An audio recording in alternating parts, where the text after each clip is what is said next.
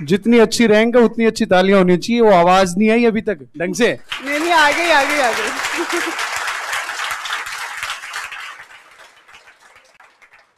और थैंक अभी यू। आपको पता है दिलीप सर आने बाकी हैं। हाँ, तो मैडम के बाद दिलीप सर आएंगे, तो उनसे भी आप रूबरू होना, ठीक है। तब तक मैडम से, मैडम के एक्सपीरियंस वगैरह। मैडम अभी हालांकि फिलहाल प्रेजेंट टाइम ओटीएस में थे। ओटीएस से भी सब गए मैम? हाँ, ओटीएस से अभी हमको डिस्ट्रिक्ट अलॉट हो गया है। अभी जयपुर कलेक्ट्रेट में है मेरी ज्वाइनिंग, और वहाँ हमको अलग अलग चार्ज देते हैं। अभी ट्रेनिंग का ही पार्ट है ये। तो मैडम बताएंगे आपको सारी चीजें, और आप सारे क्वेश्चन पूछना। मैडम ने बहुत बारीकी से तैयारी की हुई है, ठीक है। तो कैसे कैसे अटेम्प्ट दिए, किस तरह से आप यहां तक पहुंचे, सारी पूछना एक एक चीज, और खोद खोद के पूछना अपने को, ठीक है। चलो, तो कैसे हैं आप सभी लोग? सभी आरएस बनना चाहते हैं? आईएएस नहीं बनना चाहते? हाँ, कभी अटेम्प्ट किया है आईएएस का किसी ने? दिया है अटेम्प्ट? प्रीलिम्स हुआ? मेंस? मेंस भी हुआ? इंटरव्यू को? फाइन। और मैं क्या, और रिजल्ट था मेंस का?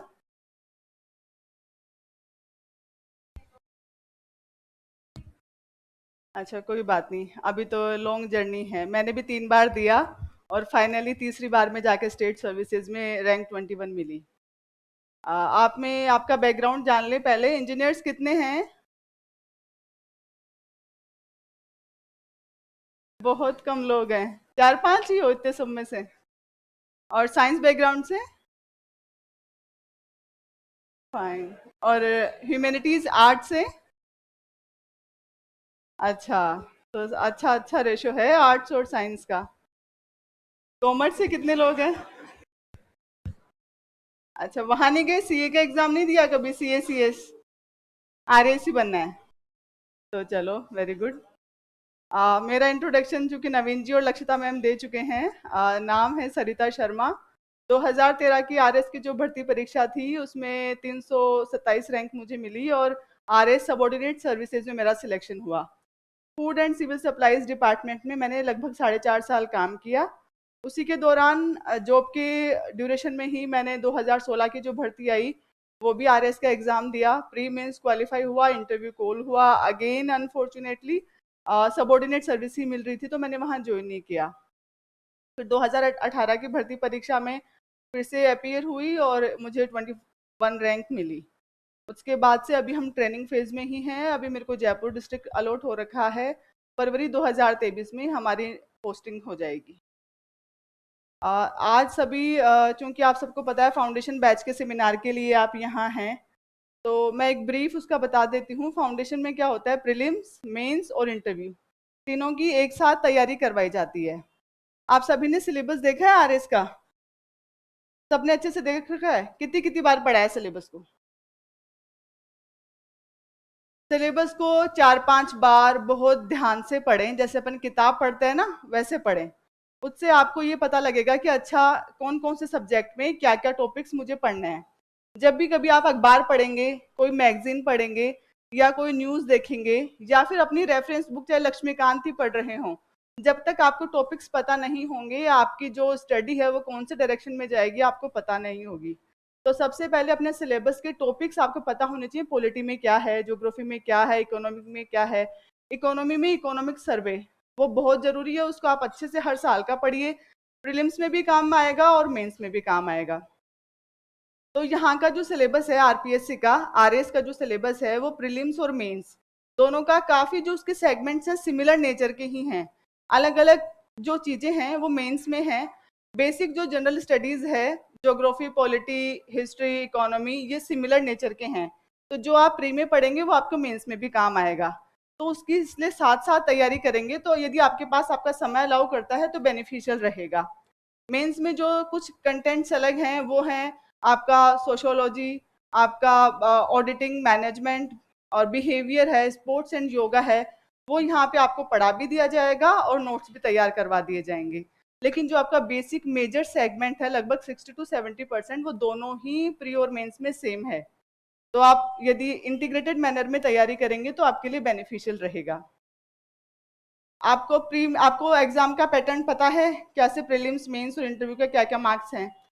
अच्छा, मैं एक बार बता देती हूँ। प्रीलिम्स 200 मार्क्स का होता है, और 200 मार्क्स में उसमें सिर्फ क्वालिफाइंग मतलब आपके मार्क्स उसके फाइनल रिजल्ट में नहीं जुड़ते हैं। 200 मार्क्स में आपको सिर्फ पास करना होता है मेंस में जाने के लिए। लेकिन वो पास करना भी इतना इम्पोर्टेंट है कि यदि आप प्रीलिम्स ही पास नहीं कर पाए तो आप मेंस का में तो अपियर हो ही नहीं पाओगे। तो मेंस और इंटरव्यू के जो मार्क्स फाइनल में जुड़ते हैं उससे कहीं ज्यादा महत्वपूर्ण मुझे प्री लगता है, जो कि पहली स्टेज है। यदि हमारी वही क्लियर नहीं होगी तो हम मेंस और इंटरव्यू तक तो नहीं जा पाएंगे ना। तो इसके लिए प्री के लिए आपको अच्छे से जो आपका बेसिक यहाँ पढ़ाया जाए, एक तो अपना स्टडी मटेरियल ना बहुत लिमिटेड रखना, उसी को ही बार बार रिवाइज करना, ताकि आपको कंटेंट ना अपने दिमाग में आपके अच्छे से मेमोरी में डेवलप हो जाए। अदरवाइज तो क्या रहेगा, आप एक पॉलिटी की किताब कुछ और पढ़ रहे हो, एक कोई दृष्टि के नोट्स आ गए, फिर एक कुछ और आ गया, फिर कोई दूसरा आपने ऑनलाइन खोला प्लेटफॉर्म, उस पर आप देखने लग गए। अपने जो कंटेंट है ना उसको लिमिटेड रखना और उसी को आप बार बार पढ़ना। तो जब प्रीलिम्स में आपको टेस्ट सीरीज यहाँ होंगी तो टेस्ट सीरीज ज्वाइन करिएगा। जितने आप क्वेश्चन मैक्सिमम सोल्व करोगे ना उतनी आपकी प्रैक्टिस अच्छी होगी। एक जब टेस्ट सीरीज के बाद में डिस्कशन क्लासेस हुआ करती हैं, तो डिस्कशन क्लासेस में भी जरूर पार्टिसिपेट करिएगा। उसमें क्या होता है कि जैसे आपको क्वेश्चन का एक आंसर तो आपको पता लग जाएगा कि क्या सही है, इसका क्या होना चाहिए था, लेकिन यहाँ डिस्कशन क्लासेस में जो बाकी के 3 ऑप्शंस है ना उनको भी खोल के बताया जाएगा कि आपको इन ऑप्शन के बारे में आपको डिटेल्ड इंफॉर्मेशन दी जाएगी, तो वो आपके लिए अच्छा रहेगा। ये प्रीलिम्स की बात हुई। उसके बाद मेंस में क्या होता है, 4 पेपर होते हैं 2-2 से मार्क्स के। 4 में से 3 पेपर तो जनरल स्टडीज के होते हैं, पेपर 1, पेपर 2, पेपर 3 और पेपर 4। पेपर 4 है वो लैंग्वेज का होता है, हिंदी इंग्लिश का होता है। हालांकि जनरली ये बोला जाता है कि पेपर 4 स्कोरिंग है तो उसमें अच्छी मेहनत करिएगा, लेकिन मेरा पर्सनली ये मानना है कि सारे पेपर में ही आपको अपनी खुद की स्ट्रेटेजी बनानी पड़ेगी। मेरी स्ट्रेटेजी क्या रही, एक बार मैं आपको बता देती हूँ। मैंने 2013 में पहली बार स्प्रिंग बोर्ड में यहाँ ज्वाइन किया, जब मैं पहली बार अटेम्प्ट कर रही थी। मैंने यहाँ फाउंडेशन बैच ही ज्वाइन किया और पूरा वही मेरे जो यहाँ पढ़ाया जाता था उसके अच्छे से नोट्स बनाए, जो कि क्लास नोट्स आप लोगों के भी प्रिपेयर हो जाएंगे। उन्हीं नोट्स को जब भी आप कुछ जब आपके नोट्स अच्छे से आपको याद हो जाएं, जैसे यहाँ पढ़ाया गया तो हम क्या करते, जाके घर जाके वही पढ़ते। फिर नेक्स्ट डे क्लास में आते तो जैसे राजवीर सर अभी आपको हिस्ट्री पढ़ाते हैं या दिलीप सर अभी आएंगे, तो वो हमसे पूछते हैं अच्छा कल का जो पढ़ाया किसको याद है, तो हमें कंपटीशन होता है कि अच्छा मैं पूरा सुना दूं कल का पढ़ाया हुआ। तो हम पूरा याद करके आते और क्लास में सुनाते। फिर अंदर से बहुत खुशी होती कि चाहे टारगेट वो छोटा था कि खाली जो एक दिन में पढ़ाया उसको याद कर लिया जाए, लेकिन हम उसको याद करके आते थे। तो वैसे ही आप सब लोग भी अपनी मेहनत में ऑनेस्ट रहना। जब भी आप यहाँ ज्वाइन करो तो अपने आप बहुत ऐसे ये मत भागना कि मैं ये भी पढ़ लूँ मैं वो भी पढ़ लूँ। जो यहाँ पढ़ाया जाए ईमानदारी के साथ में उसको घर जाके पढ़ना, सुबह क्लास में आने से पहले पढ़ के आना। और यहाँ पर जितने भी टेस्ट हों उनमें ऐसे हमेशा ऑनेस्टली पार्टिसिपेट करना है। ये नहीं आज तो मैं तैयारी नहीं है मैं नहीं दे रहा, जितनी भी तैयारी हो या नहीं दे रही, जितनी भी तैयारी हो अपियर तो जरूर होइएगा। आपको उससे लिखने की आएगी, प्रैक्टिस होगी, और आप उस कंटेंट को जब याद करने की सोचेंगे ना तो अपनी मेमोरी को जो रिकॉल कर पाएंगे, वो प्रैक्टिस सबसे ज्यादा जरूरी है। क्योंकि हम हमारे दिमाग पे बर्डन डालना ही नहीं चाहते। हमने कभी पढ़ा था रेनेसा क्या होता है, पुनर्जागरण क्या होता है, लेकिन जब हम लिखने बैठते हैं ना तो हमको वो सोचना पड़ता है कि कैसे शुरू करें कैसे खत्म करें। तो जब तक हम बैठ के वो पेपर में 3 घंटे नहीं लिखेंगे, दिमाग पे प्रेशर नहीं डालेंगे, हमारी वो हैबिट डेवलप नहीं हो पाएगी। इसके लिए आप जब भी आंसर राइटिंग की प्रैक्टिस हो तो वो करिएगा। तो मैंने अपना जो बेस है हमेशा वो स्प्रिंग बोर्ड के नोट्स ही रखा। 2013 के बाद जो मैंने साल भर यहाँ कोचिंग करी, उसके बाद में मैंने कभी कोई किसी इंस्टीट्यूट में या फिर कभी कोई कोचिंग ज्वाइन नहीं करी। 2016 का भी एग्जाम दिया और 18 का भी मैंने, मेरा जो बेस था वही स्प्रिंग बोर्ड के नोट सारे सब्जेक्ट्स के। और इवन मेरे कई सारे उस समय मेरे बैच के जो साथी अधिकारी थे उन्होंने सिर्फ उन्हीं नोट्स की बदौलत आईएएस में भी सिलेक्शन ले लिया। तो मेरा ये यकीन मानिए कि जो आप नोट्स हैं वो अपने अच्छे से बना के रखिए। जब भी आप करंट अफेयर्स पढ़ें उसमें वैल्यू एडिशन करते चलें। चाहे तो आप कलर्ड पेन यूज कर सकते हैं, उससे क्या होता है कि मिरर इमेज आपके नोटबुक के पेज की आपके दिमाग में बन जाती है। अच्छा मेरे उस पेज पे ये लिखा हुआ था, नीचे आहर सभ्यता है तो किस तरह से मैंने एग्जाम्पल से लिखा था, तो आप एग्जाम में वैसे लिख के आ जाएंगे। तो उसको एक आप थोड़ा सा फोकस करिए। मेंस में जो आपका है नॉलेज तो आपको रखनी ही पड़ेगी, उसके साथ में आपकी प्रेजेंटेशन स्किल कैसी है, आप पेपर में लिखकर कैसे आते हैं वो डिपेंड करता है। जैसे कि किसी भी मौर्यन एम्पायर में किसी शासक की उपलब्धियां पूछी तो आप एक तो उपलब्धियां उसको पैराग्राफ में लिखने लगे, एक तो वो तरीका हो गया। एक आप उसको लिखोगे कि अच्छा उपलब्धियां उसने आर्ट एंड लिटरेचर में उनके क्या अचीवमेंट्स थे, मूर्ति कला में क्या अचीवमेंट्स थे, स्थापत्य कला में। तो जब आप एरो मार्क करके उसको डिपिक्ट करोगे या उसको वर्णित करोगे तो वो ज्यादा इंप्रेसिव होगा, लेजिबल होगा, और टीचर के लिए वो एक अच्छा इंप्रेशन देगा, तो आपके मार्क्स भी अच्छे आएंगे। और आधा आधा एक एक नंबर का मार्क्स ही लास्ट में जाके बहुत डिफरेंस क्रिएट करता है।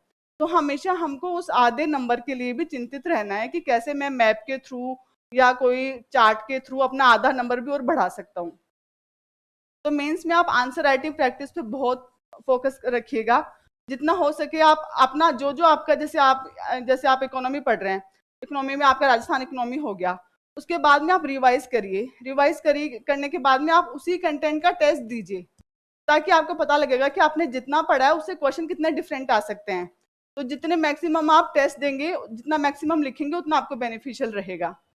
तो अभी प्री एंड मेंस की जो अपना सिलेबस है वो सेम है।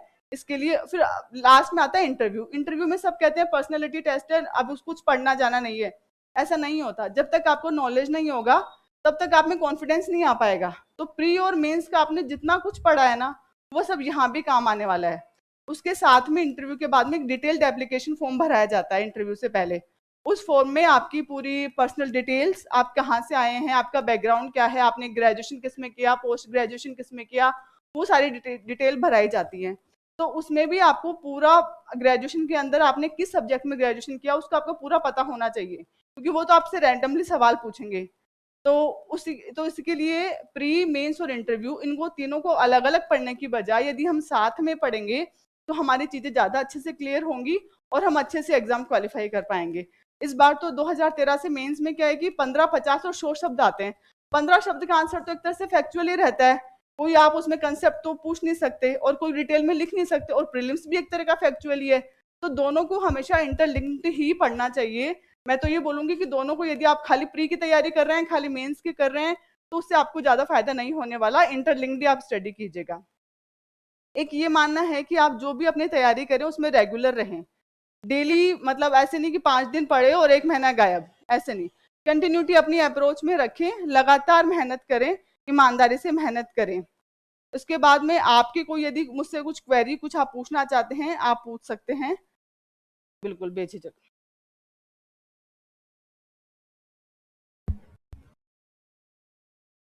Good morning ma'am. Good morning. Ma'am मैं से बोल रही हूँ, जैसे सिविल सर्विसेज के लिए बोलते हैं कि रिवीजन होता है, वो एक बूस्टर डोज का काम करता है। लेकिन मैम मैं एक ऑनलाइन स्टूडेंट हूँ, तो मैम मैंने ऑनलाइन परचेज कर रखा है, लेकिन मैम मेरी कुछ फैमिली प्रॉब्लम्स की वजह से मैंने कुछ क्लासेज है वो अटेंड नहीं कर पाई। तो मैम वो बढ़ती गई, वो कलेक्ट होती गई। तो मैम अभी उस सबको मैनेज कैसे करें, क्योंकि मैम अभी हमारे प्रेजेंट में भी क्लास चलती है, साथ में रिवीजन भी करना होता है, और मैम साथ में वो जो पास्ट की कुछ क्लासेज होती है उन सबको भी कैसे मैनेज कर रही हूँ। आपने अभी ऑनलाइन कोर्स ले रखा है? यस मैम, C6 बैच से। कौन से बैच से है? C6। अच्छा, तो आपकी कुछ क्लासेस रह गई हैं? हाँ मैम, जैसे एशियंट हिस्ट्री हो गई और फिजिक्स हो गई, मैथ हो गई, रीजनिंग हो गई, तो मैम वो मेरे सारे सब्जेक्ट कलेक्ट हो गए, तो उनकी भी क्लासेज हो रही है। और साथ में जैसे लक्षिता मैम है तो वो जियोग्राफी पढ़ा रहे हैं, रवि वो विजय सिहाग सर है वो जियोग्राफी पढ़ा रहे हैं। तो मैम जैसे हम लोगों की प्रेजेंट की जो क्लासेज है और जो पास्ट का जो सिलेबस हम हमारे पेंडिंग रह गया, और साथ में मैम रिवीजन है, उन सबको कैसे टैकल करें। आप ना अपना स्ट्रेटेजी अपने हिसाब से बनाइए। देखिए, सबसे पहले तो आप अभी जॉब में हैं? नहीं मैम, तो स्टूडेंट देखो, हूँ। मैं तो खुद जॉब में थी और जॉब के साथ पढ़ाई करी। तो जॉब की आप मान लो 9 से लेके 6:30 या 7, आप उस टाइम को तो निकाल दो बिल्कुल। उस समय तो आप पढ़ाई हो ही नहीं सकती आपकी, या तो आप ऑफिस की टेंशन रहेगी या फिर आपको ऑफिस का काम रहेगा, दो ही चीज हो पाती हैं। उसके बाद में आप कैसे मैनेज करते हैं? आपके पास अवेलेबल टाइम कितना है, आपका बेस्ट पोर्शन कौन सा है सिलेबस के हिसाब से, आपको लगता है कि आपको किस में ज्यादा ध्यान देने की जरूरत है। यदि आप स्कोर वाइज पढ़ना चाहते हैं कि ये पोर्शन तो 60 नंबर का है, मैं इसको अच्छे से कर लूँ तो मैं इतना मार्क्स गेन कर लूंगी, तो आप स्ट्रेटेजी अपने हिसाब से बनाइए। देखो, जो आपका पोर्शन रह गया, यदि हिस्ट्री का पोर्शन रहा है तो वो इतना टेक्निकल नहीं है कि आप नोट्स लेके उसको नहीं पढ़ पाओ। आप नोट्स यहाँ से ले सकते हो, नोट्स परचेज करो, इंस्टीट्यूट अवेलेबल करा देगा। उस नोट्स को आप खुद से पढ़िए, आपको जो समझ में नहीं आता आप सर से पूछ सकते हैं। और राजवीर सर तो इनफैक्ट इतना अच्छा पढ़ाते हैं कि आपको वही वहीं पे लर्न हो जाता हो, यदि आप ढंग से पढ़ें।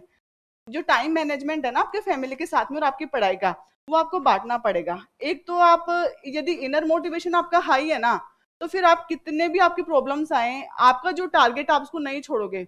मैंने भी 3 बार परीक्षाएं दी और लगभग आरपीएससी एक परीक्षा में 4 साल खाता है। तो 2013 से सफलता तो 2022 में जाके मिली, 2021 में जाके। तो उस समय यदि रुकना होता कि नौकरी हो गई, शादी हो गई, अब कैसे पढ़ें, तो फिर तो शायद वो इतना आज यहाँ तक नहीं आ पाते।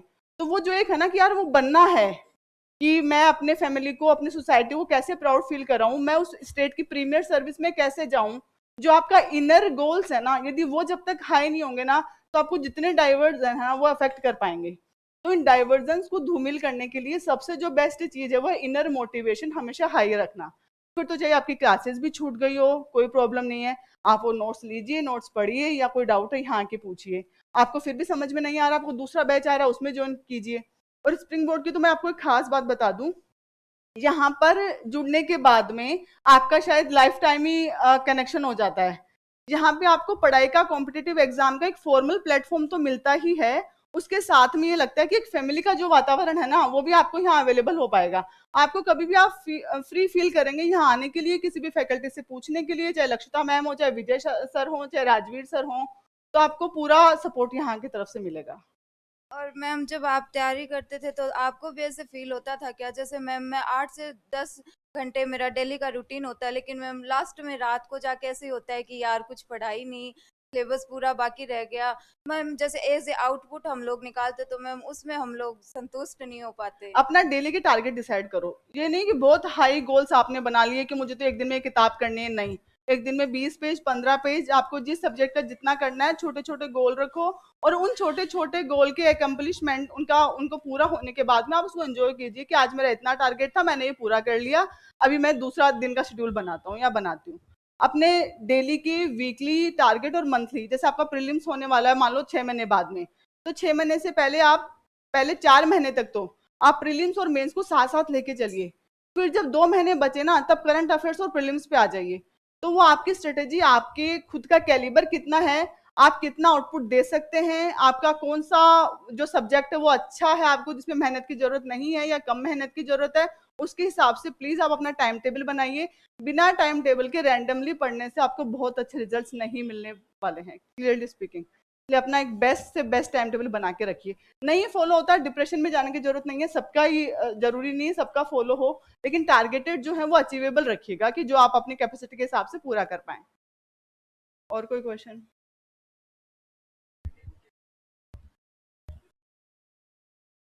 Thank you. Thank you. First पहला क्वेश्चन है मेरा कि ये जो मोटिवेशन है, आज मैं फुली मोटिवेटेड हूँ आरएस के लिए, बट इसको एंड तक रिटेन कैसे करें। सेकंड क्वेश्चन इज, कोई टॉपिक मैंने पढ़ा और उसको रिवीजन जब मैं करता हूँ तो मुझे वो टॉपिक बोरिंग लगता है, तो इस चीज को इंटरेस्टिंग बनाकर कैसे मैं मतलब रिवीजन करूँ।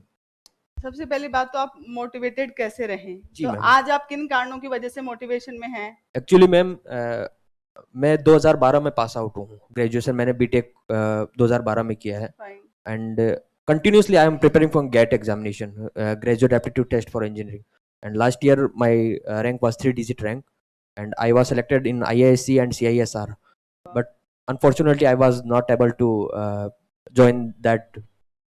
Now I am यानी कि मैं अब ये सोच रहा हूँ कि मुझे यहीं रहना है राजस्थान में, और मुझे इस चीज़ की तैयारी करनी है, और तो मैं नागौर से आया हूँ सुबह 3 बजे उठकर, और यही मेरा मोटिवेशन था कि मैं एक्चुअली एक बार ऑनलाइन मैंने सेशन काफ़ी लिए इनके, लेकिन जो इफेक्टिवनेस है ऑफलाइन मैंने आके यहाँ जो महसूस किया है वो ऑनलाइन में नहीं था।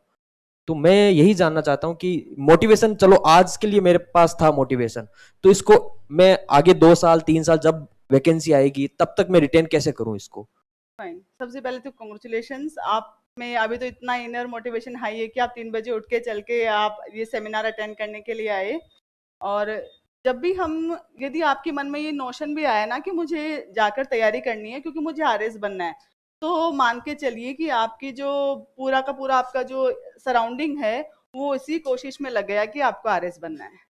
तो जिस मोमेंट आपको ये थॉट आया ना, तो आप उसको पॉजिटिव लीजिए, पॉजिटिविटी के साथ जिए कि यदि मेरे मन में ये आया कि मुझे स्प्रिंग बोर्ड जाकर वो सेमिनार लेना है, मुझे तैयारी करनी है, तो वहीं से आपकी जर्नी शुरू हो गई है। अब उस जर्नी को आप यदि थकान के मायनों में या फिर डिमोटिवेशन के मायनों में यदि उसको छोड़ देते हैं या बीच में उसको त्याग देते हैं, तो वो अपनी गलती है। अब मोटिवेशन के लिए एक तो अपना टारगेटेड रहिए, पहली बात। फिर भी आपको लगता है कि नहीं, मेरा मोटिवेशन कहीं डाउन जा रहा है, आउटर फैक्टर्स ज़्यादा आ रहे हैं, तो आप यदि मोटिवेशनल स्पीकर्स हैं, स्प्रिंग बोर्ड में आप आकर फैकल्टी से बात कर सकते हैं। जो भी लोग सक्सेसफुल जो कैंडिडेट्स हैं, जो टॉपर्स हैं, उनके वीडियोस देख सकते हैं कि कैसे इन लोगों ने इतनी जर्नी को कैसे लंबे समय तक, लंबे स्पान तक ये लोग रिटेन कर पाए या फिर वो कंटिन्यूटी के साथ पढ़ पाए। लेकिन मेरा जो पर्सनल एक्सपीरियंस है वो सिर्फ इतना ही है कि अपने आप को टारगेटेड रखिए। जब तक हमारे लक्ष्य निर्धारित है ना, तो जब तक यदि वो पूरे नहीं हो जाए तो छोड़ना ही नहीं है।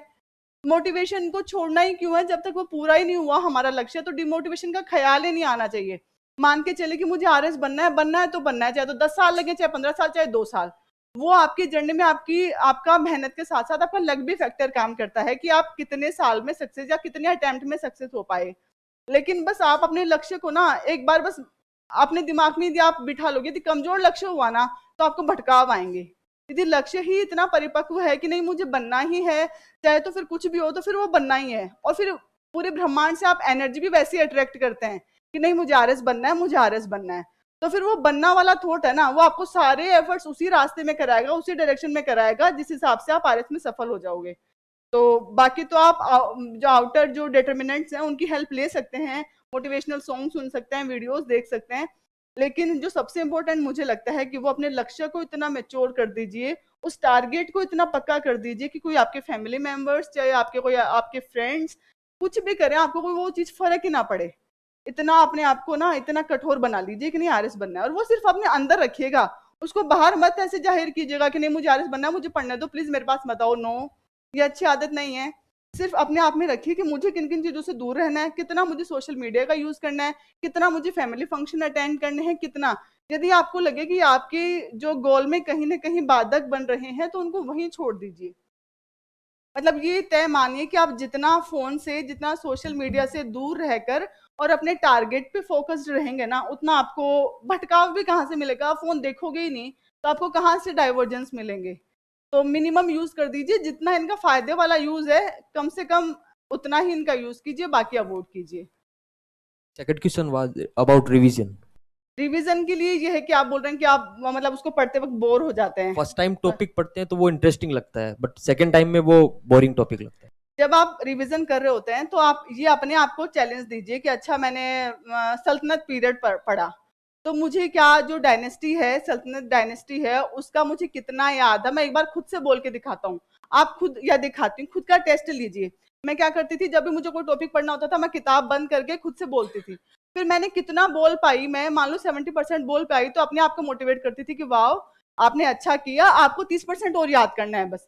नहीं बोल पाई तो मैं अपने आप में सोचती थी कि नहीं अभी मुझे और मेहनत की जरूरत है, मैंने अच्छे से नहीं पढ़ा, कहीं ना कहीं मेरी कमी रही है। मैं 30% भी नहीं बोल पाई तो फिर मैंने ध्यान से ही नहीं पढ़ा।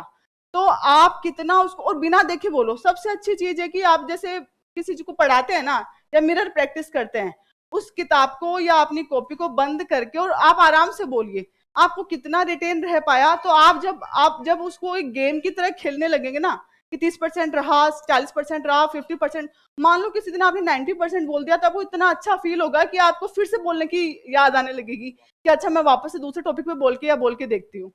तो ऐसा आप कोशिश कीजिए और ये आपको हेल्प करेगा। Time management with job. Job के साथ तो आपको वीकेंड्स पूरे आपको डिवोटेड करने पड़ेंगे अपनी पढ़ाई पे। और जैसे आपका जॉब कितने टाइम का रहता है? 9 to 6। 9 to 6। तो कोशिश करिए आप 5 बजे उठ जाएं।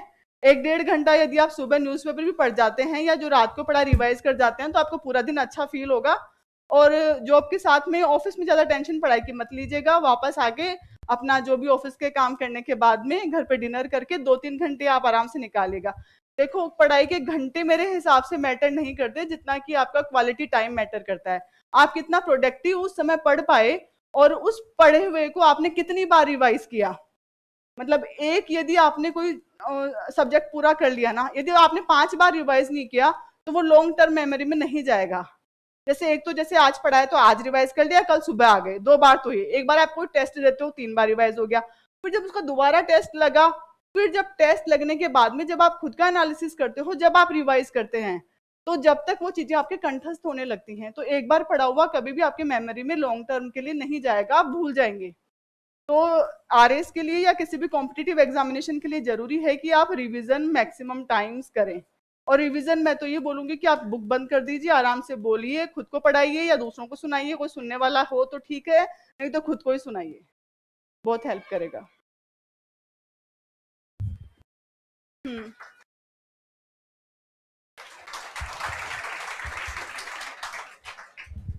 मैम वो स्मार्ट सभी बोलते हैं कि स्मार्ट स्टडी स्मार्ट स्टडी करें, तो किस तरह से अपने वो स्मार्टनेस स्टडी के अंदर लेकर आए, वो 2-3 तरीके बताइए मैम। बाकी एक तो सभी तो बोलते हैं कि स्मार्ट स्टडी करो, स्मार्ट स्टडी, वो किस तरह से लेकर आए? सबसे पहले आप स्टडी के अपने अंदर सिलेबस को देख लीजिए, आपको पढ़ना क्या है। सिलेबस को देखने के बाद में आपको जो भी टॉपिक पढ़ना है, आप उसके बुलेट पॉइंट्स में भी पढ़ सकते हैं और बुलेट पॉइंट में भी लिख सकते हैं। अननेसेसरी आप उसको बहुत, मतलब आपको ना, आरएस एक जर्नलिस्ट की पोस्ट है, स्पेशलिस्ट की पोस्ट नहीं है जैसे कि डॉक्टर्स हैं। आपको आरएस को एडमिनिस्ट्रेशन में सारे काम करने हैं। अभी जब आपको आरएस बनने के बाद में अलग अलग डिपार्टमेंट की जॉब मिले या फिर एसडीएम की जॉब मिले, आपके जो काम है वो कोई भी स्पेसिफिक काम नहीं है, आपको प्रशासन के पूरे काम करने हैं। तो यहाँ पर आपकी स्मार्टनेस से ये तात्पर्य है कि आप किसी भी टॉपिक में पीएचडी करने ना लग जाएं, रिसर्च करने ना लग जाएं। आपको टॉपिक में, आपके एग्जाम में कितनी रिक्वायरमेंट है उस टॉपिक से रिलेटेड, उतना ही पढ़ें। और बेस्ट पार्ट, यहाँ पे जो नोट्स आपको प्रोवाइड करवाए जाएंगे, वो जो रेफरेंस बुक्स हैं, एनसीईआरटीज हैं, राजस्थान बोर्ड की किताबें हैं, उनका जिस्ट लेकर वो नोट्स तैयार करवाए गए हैं। तो जब आप वो पढ़ लो, उनको याद रखने के हिसाब से बुलेट पॉइंट्स में लिखना शुरू कर दें। स्मार्ट स्टडी का जो एक सिंगल वर्ड में मैं मीनिंग बताऊं, वो आपकी है सिलेबस के अप्रोप्रिएट और एग्जाम की रिक्वायरमेंट के हिसाब से पढ़ाई करनी चाहिए। अननेसेसरी आपकी टाइम, आपकी एनर्जी और आपके रिसोर्सेज आपको वेस्ट नहीं करने चाहिए। बाकी good morning ma'am. Good morning. Congratulation first of all. Thank you ma'am मेरा क्वेश्चन ये है, जैसे आपने 2013 वाला अटेम्प्ट दिया, 2016 वाला दिया, 2018 वाला दिया, तीनों अटेम्प्ट में आपने कुछ ना कुछ नया किया होगा इन मेंस, कुछ ना कुछ सुधार आपकी स्टडी में आया होगा, तब जाके आपकी रैंक इतनी अच्छी होती गई। तो वो क्या सुधार आपने हर बार लिखने में किया, तब जाके आप इतना करीब पहुंच पाई रैंक के? ये अच्छा सवाल है। 2013 में जब मैंने तैयारी करी तो मैं एकदम ग्रेजुएट थी, और मुझे चूंकि इतना पता भी नहीं था कि इतने सारे सब्जेक्ट्स पढ़ने हैं, इतने कम टाइम में पढ़ने हैं। हालांकि मैंने पूरा यहाँ जितना भी मैंने फाउंडेशन बैच ही लिया, सारी प्री मेंस की तैयारी हमारे साथ साथ ही चलती थी। लेकिन जो मेरा जो था, प्रीलिम्स तो क्वालिफाई था, उसमें तो उसके मार्क्स तो कहीं जुड़ते ही नहीं है, तो उसको तो अपन छोड़ देते हैं। मेंस में मेरा जो प्रेजेंटेशन था वो बिल्कुल थोरोली डिस्क्रिप्टिव था, कि वो पूछा, मैंने उसको सिर्फ एक पैराग्राफ में ही लिख दिया, जितना मतलब मेरे को लगा कि मैंने उसको कहीं भी पॉइंट के हिसाब से, या फिर जैसे राजस्थान में बाड़मेर में पेट्रोलियम के वो पूछे भंडार, तो मैंने कहीं उसको मैप से नहीं दर्शाया, सिर्फ वो लिख दिया और जगह के नाम, और वो भी पैराग्राफ में, कहीं पॉइंट में, कहीं एरो मार्क में, कुछ ऐसे नहीं दर्शाया, उनको सिर्फ वैसा लिख दिया। और हो सकता है कि तैयारी भी एक अनुभव के साथ में, शायद करंट अफेयर्स के साथ में आप उनको मैच करने लग जाते हैं। अब लास्ट में जब क्या हुआ, 18 के मैंने जो भी एग्जाम दिए, एक तो चूंकि मैं सर्विस में थी, उसका अनुभव कि आप सरकार के लिए एक किसी भी योजना में क्रियान्वित नहीं हो पाने के क्या कारण रहे और क्या वे फॉरवर्ड होना चाहिए, वो मेरी एक थिंकिंग कैपेसिटी बनती गई सरकार में जब मैंने 4 साल काम किया, कि यहाँ पे ये कमियां हैं, ये सुधार होने चाहिए, ये प्रयास किए जाने चाहिए, या ये प्रयास किए गए तो बहुत अच्छे हैं पर जनता तक नहीं पहुंचे। तो वो एक, जब लास्ट में अपन किसी आंसर को खत्म करते हैं, समअप करने के टाइम में मैं वो कंक्लूसिव पार्ट में एक पॉजिटिव नोट के साथ में वे फॉरवर्ड लिखने लग गई। तो 2018 की जब मैंने अपनी कॉपीज देखी तो मुझे उसमें ये अच्छा लगा कि मैंने जब किसी भी आंसर को खत्म किया तो एक पॉजिटिव सजेशन के साथ में, या फिर अपने राजस्थान में कोई पॉजिटिव इंप्रूवमेंट हुआ उसके साथ में उसको खत्म किया। और बाकी चूंकि मेरा ज्योग्राफी ऑप्शनल हुआ करता था, मैंने मास्टर्स भी ज्योग्राफी से किया, तो मैं मैप्स और ये बना के उनको शो करके रिप्रेजेंटेशन एक अच्छे से कर पाई मैं। और मैम मेरा सेकंड क्वेश्चन ये है, जो डेटा होते हैं, जैसे हिस्ट्री में होते हैं, साइंस में होते हैं, हर चीज़ में डेटा होते हैं, इकोनॉमिक्स में, तो पढ़ाते टाइम तो हमें वो चीज़ याद रहती है, 2-3 महीने तक याद रहती है, पर एट द टाइम एंड में कैसे मैम उसको डेटा को याद कैसे रखें मैम? देखो, डेटा का एक ही है कि जो आपको जरूरी है ना डेटा, जैसे अब सेंसस है, आपको सेंसस पढ़ना ही पड़ेगा। तो उसमें आप अभी तो आपने याद करी कितनी फीमेल पॉपुलेशन है, कितनी मेल है, कितना सेक्स रेशियो है, कितना लिटरेसी रेट है, अभी तो आपको याद है। लेकिन जब आप एग्जाम तक जाओगे तो आपको भूल जाएगा। और आपको क्या, हमारे साथ भी ऐसे होता था, लेकिन कुछ हम ऐसे टॉपिक छांट लिया करते थे कि इनको तो जाने से पहले भी पढ़कर ही जाना है। तो जैसे कोई फॉरेस्ट सर्वे हुआ, सेंसस हुआ, या फिर इकोनॉमिक सर्वे के कोई डेटा हुआ, उनको ऐसे अपनी या तो अपनी नोटबुक में हाईलाइट कर लीजिए, हाईलाइट करके एरो का निशान, आपको जिस तरह से आपको ये लगे कि इनको मैं पढ़ूं, या फिर फ्लैग लगा लीजिए आप, ये तो मुझे लास्ट मोमेंट पे पढ़ के जाना ही पड़ेंगे। तो वो तो आपको देखो लास्ट मोमेंट पे रिवाइज करने ही पड़ेंगे, तभी रिटेन रह पाता है। Thank you ma'am. Okay, welcome.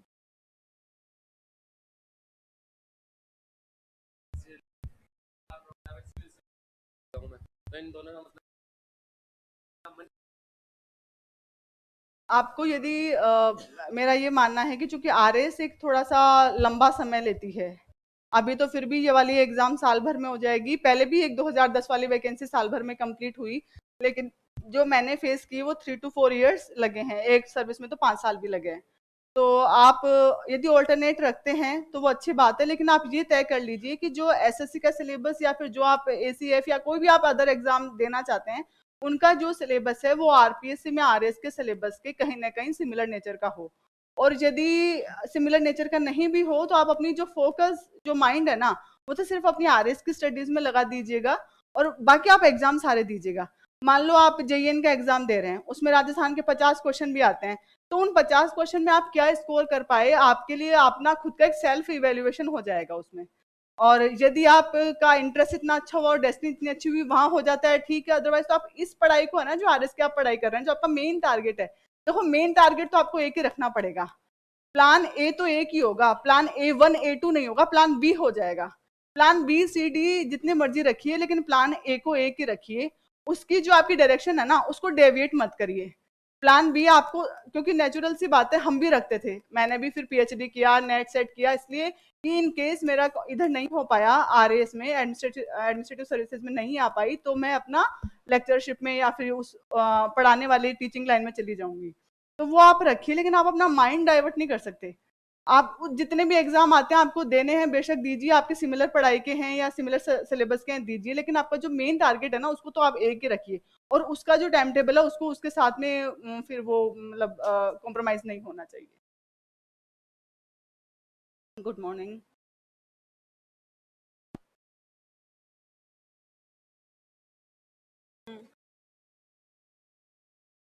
अभी वर्किंग हैं आप? अच्छा अच्छा, रिटायरमेंट कब है आपका? अच्छा, आपने एप्लीकेशन लगा दी है? उसका कारण क्या रहा?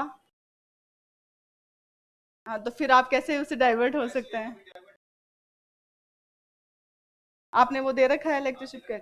कौन से अच्छा, देखो आपको आपको जाना, आपका मन किस में है, आपकी आपकी पर्सनैलिटी को आपको एडमिनिस्ट्रेशन में जाना है, उसमें सर्विस करनी है। देखो ये बात तो आप मानिए कि आपको आरएस बनने के बाद में जो प्रेस्टीज, जो ऑनर जो इस सर्विस में मिलेगा ना, आई डोंट थिंक कि उतना आपको लेक्चररशिप में या फर्स्ट ग्रेड सेकंड ग्रेड में मिलेगा।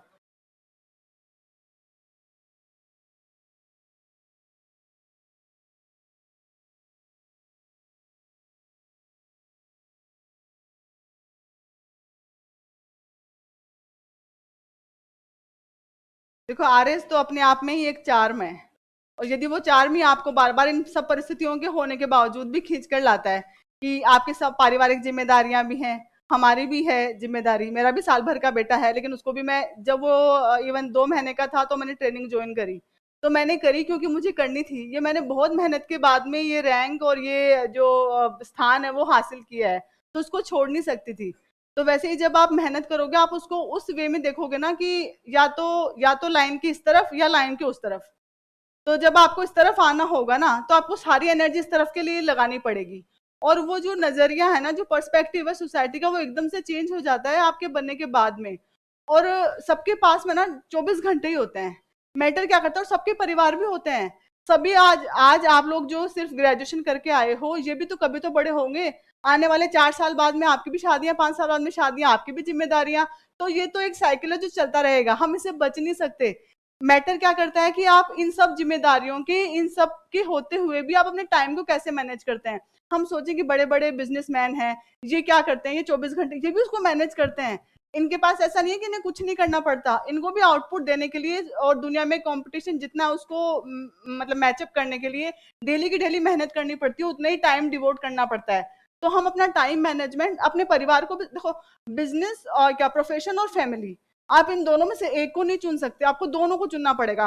और मैं तो ये बोलूंगी दोनों में अपना बेस्ट से बेस्ट देना चाहिए, कहीं फैमिली भी कॉम्प्रोमाइज नहीं करनी चाहिए तो आपका प्रोफेशन भी कॉम्प्रोमाइज नहीं करना चाहिए। तो जब आपको लगे कि मेरे को आरएस बनना है तो फिर वो यही सोचिए कि नहीं मैं आरएस भी बनूंगा, मेरे में इतनी कैपेबिलिटी है कि मैं परिवार भी संभालूंगा, अपनी पारिवारिक जिम्मेदारियों को भी पूरी तरह से निर्वाह करूंगा और अपनी नौकरी भी अच्छे से करूंगा। ठीक है, आपने पूरी मेहनत करी, नहीं हुआ, फिर आप लेक्चरशिप में गए, वो तो दूसरी थिंग है। लेकिन आप शुरू में ये मान लो कि नहीं मैं तो नहीं कर पाऊंगा और इसलिए कि मेरे साथ मेरे परिवार वाले हैं, तो वो तो आपका सपोर्ट ही बनेंगे।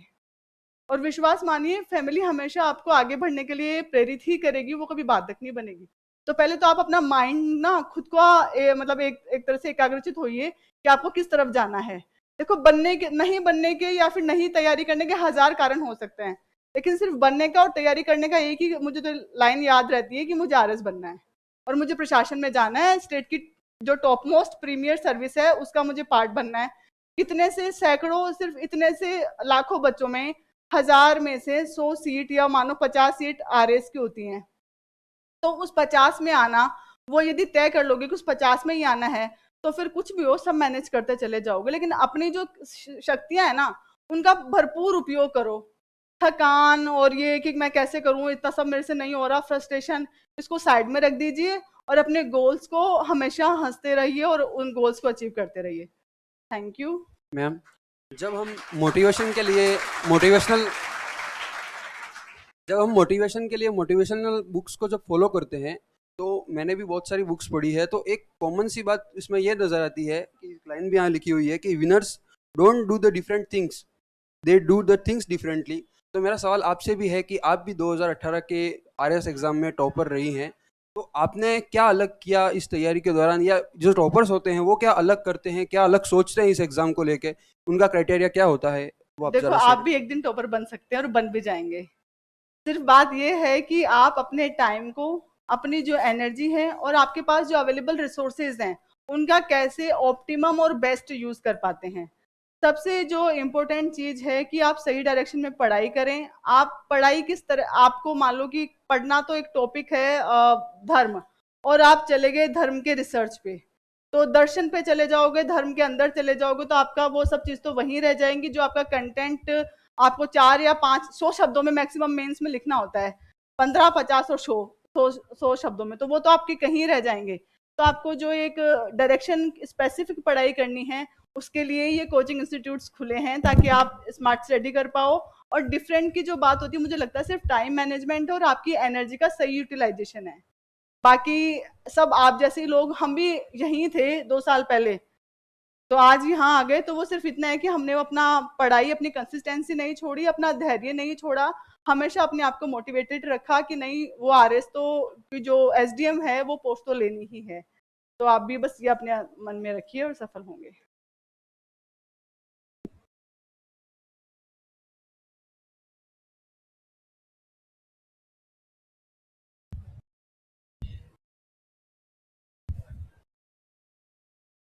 हेलो ना, नमस्ते मैडम। हाँ नमस्ते। मैडम आपने मैडम 3 बार अटेम्प्ट दिया ना? हाँ जी। मैडम हर बार मैडम सिलेबस में कुछ चेंज आया, वो जो था वो वही था मैडम? नहीं, 2012 तक तो ऑप्शनल हुआ करते थे, 13 के बाद में जो सिलेबस आया उसमें मैथमेटिक्स जुड़ा सेकंड पेपर में, और फिर उसके बाद में 18 में तो वो भी चेंज हो गया। तो सिलेबस तो में तो प्रीलिम्स का तो कमोबेश सेम ही रहा, मेंस में चेंज होता गया, लेकिन जो चेंज होता गया वो मार्केट में, चूंकि मैं तो स्प्रिंग बोर्ड पे रिलाई करती थी, तो चूंकि मेरा जॉब रहता था और मेरी शादी के बाद मेरी फैमिली थी, तो कोचिंग तो मैं नहीं ले पाई, पर यहाँ के नोट्स मैंने बात करके नोट्स मार्केट से खरीदे, और जो चेंज नोट्स हैं उनका ऑनलाइन भी आजकल इतना प्लेटफॉर्म सही है कि आप यदि कुछ ढूंढने बैठेंगे ना तो आपको मिल जाएगा, अलग अलग इंस्टीट्यूट के भी आपको नोट्स मिल जाएंगे। तो उनको आप अपने जो कॉपी है, अपनी जो नोटबुक है, उनमें अपना वैल्यू एडिशन करिए, और जो चेंज सिलेबस है उस पर ज्यादा ध्यान दीजिएगा, क्योंकि जो चेंज नहीं हुआ उस पर तो आप इतने सालों से तैयारी कर ही रहे हैं। जो आपका चेंज हो गया सिलेबस, उस पर आप फोकस करके उस पर आप तैयारी कीजिएगा। और मैडम एक टाइम था जब मैडम आप यहाँ पे बैठे थे, तो यहाँ पे बैठे बैठे आपने कभी सोचा कि मेरे को एक दिन वहाँ पे जाना है? बिल्कुल सोचा, जब भी और टॉपर्स आपको आते मैडम थे। आपके ऊपर पूरा भरोसा था कि एक दिन मैं वहाँ पे चली भी जाऊँ? हाँ, मैं अपने टारगेट को मैंने फिक्स कर रखा था। मुझे ऐसा लगा कि 4 बार में नहीं, 5 बार में नहीं, मेरे को तो आरएस बनना ही है। और फिर आपका फैमिली का भी सपोर्ट रहता है। यदि फैमिली सपोर्ट करती है और आप खुद चाहते हैं तो आपका हो जाता है। अभी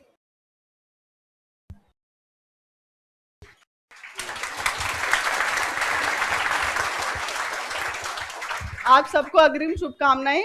आप सभी आरएस में सफल रहें। और मेरे बाद में अभी दिलीप सर आपको इस जर्नी के बारे में और भी डिटेल में बताएंगे। मुझे तो ये लगता है कि दिलीप सर के बारे में इंट्रोडक्शन तो आप सभी को ऑलरेडी आप परिचय उनका होगा, परिचित होंगे उनसे। सर से जब हम 2013 में मिले तो ये लगा कि मतलब फैमिली ही लगी हमें इंस्टीट्यूट। हम उसके बाद से जब भी कभी स्प्रिंग बोर्ड की बात, चाहे ओटीएस में आई हो, चाहे हमारी पुरानी जॉब के दौरान कोई स्प्रिंग बोर्ड का स्टूडेंट भी मिला ना, तो ये लगता था ये तो हमारे घर का ही है।